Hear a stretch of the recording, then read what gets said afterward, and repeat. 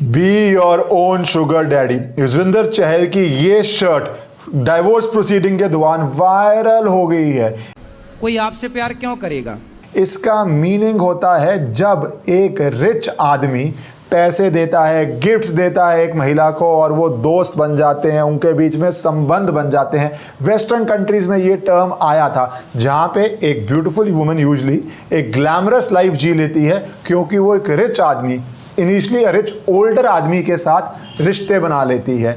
ये टर्म अब world over बहुत यूज़ होता है, पर डाइवोर्स केस, एलिमनी बैटल जो एक लीगल फाइट होती है, बहुत कंटेस्टेड होती है और इनकी फाइट तो सुर्खियों में रही क्योंकि युजवेंद्र चहल भी फेमस हैं और धनिश्री वर्मा भी। 6.3 मिलियन इंस्टाग्राम पे फॉलोअर्स हैं, 2.7 यूट्यूब मिलियन फॉलोअर्स हैं। तो लोग कह रहे हैं कि इतनी कम देर की शादी पे पहले एक र्यूमर चला था कि 60 करोड़ एलिमनी में मिल रहा है। वो ऑफ कोर्स ट्रू नहीं था। कोर्ट्स में जो डॉक्यूमेंट आए हैं और जो लीगल साइट्स रिपोर्ट कर रही हैं उसके हिसाब से 4.75 करोड़ की एलिमनी थी, जिसमें से 2 करोड़ 37 लाख मिल चुका है।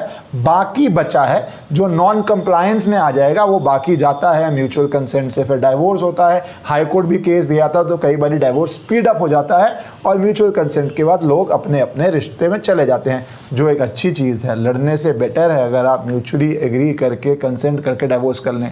पर सोशल मीडिया पे एक बड़ी सोशल डिबेट शुरू हो गई है अमाउंट ऑफ एलिमनी को लेके। उस पे लोग कह रहे हैं कि एक इंडिपेंडेंट वुमन जो खुद वेल ऑफ है, इतना बड़ा अमाउंट ऑलमोस्ट 5 करोड़ रुपया मिलना चाहिए इतनी देर की शादी के बाद, स्पेशली जिस केस में आगे बच्चे ना हो।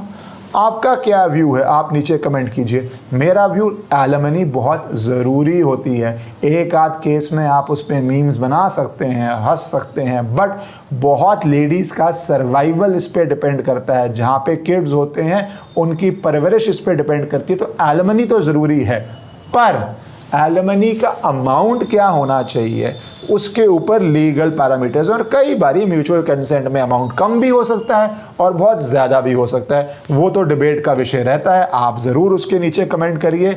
उस कॉन्टेक्स्ट में जहाँ पे इंडिपेंडेंट वेल ऑफ वुमेन को मिलता है ज़रूर करिए, पर as a concept, as a law ये इसेंशियल है, ये मेरा मानना है।